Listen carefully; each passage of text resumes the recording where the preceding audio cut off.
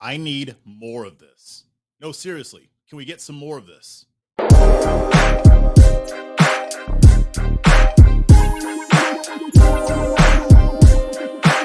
Hey there, everybody. Welcome back to another episode of A Fresh Perspective with Jeff Charles, where we prefer truth over narrative and principles over politics.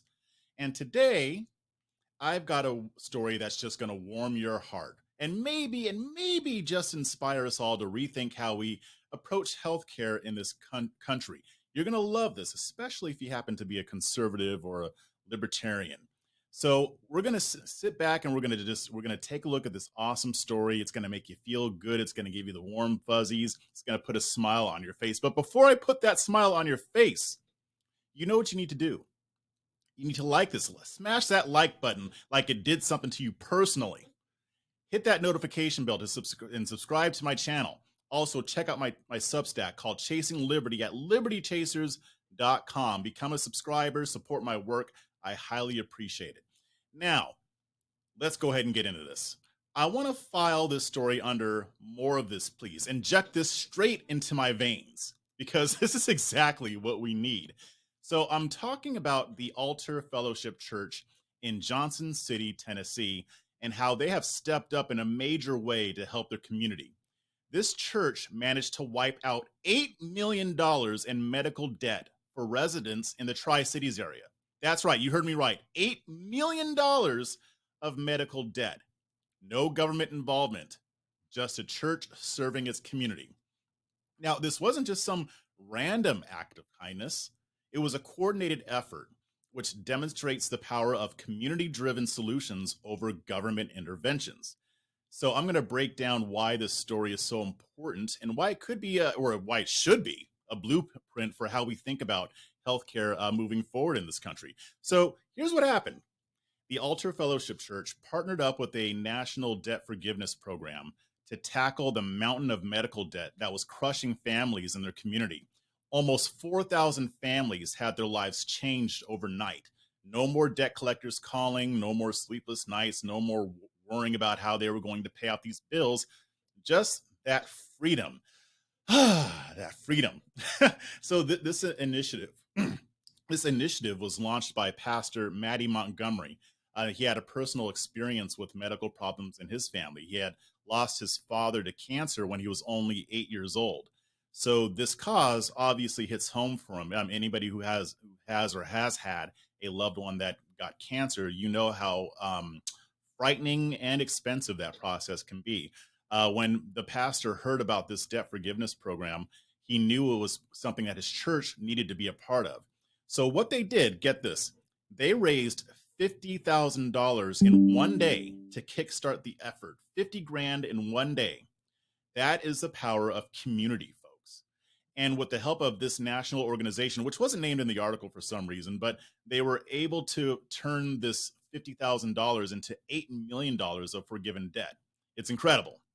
And it's not just the numbers on a page either. This has a real tangible impact on people's lives. There's somebody named Carl Smith who was one of the beneficiaries of the program, and his family was drowning in medical bills that they couldn't pay off. But then out of nowhere, the church swooped in and paid off that debt.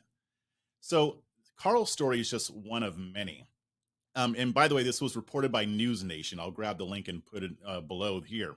The initiative didn't just eliminate debt. It really gave people their lives back. I mean, if any of you have ever had medical debt, you know how crushing this could be. In one of my last videos, I talked about the numbers. At least 40% of Americans are dealing with some type of medical debt. So this isn't a joke.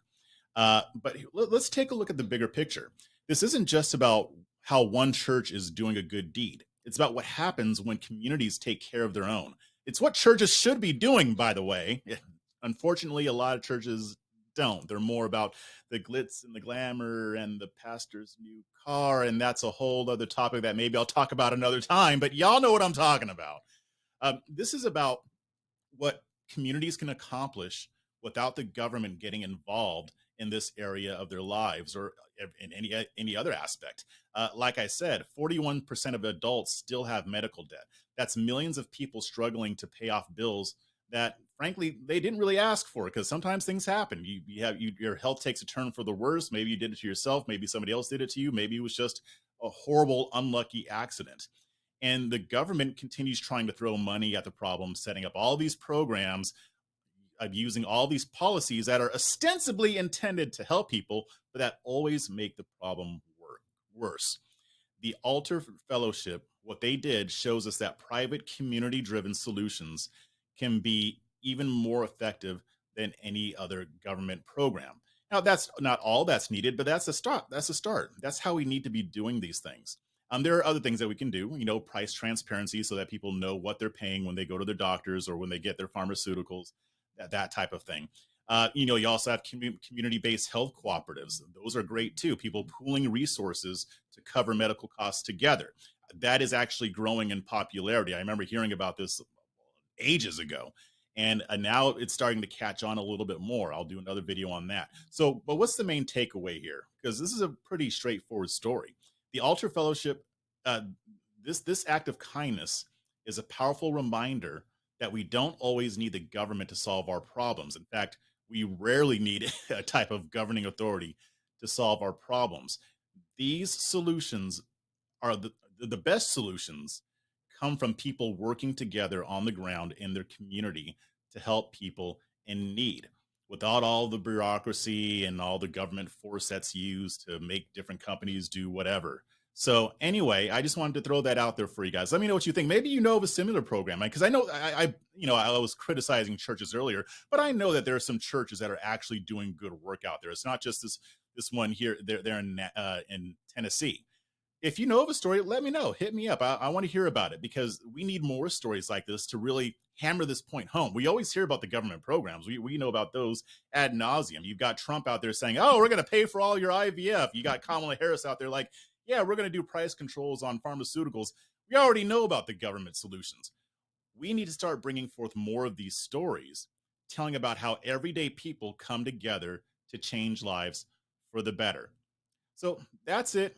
Hit me up. Let me know if you agree or disagree. But until next time, stay free, stay principled, and most importantly, stay ungovernable.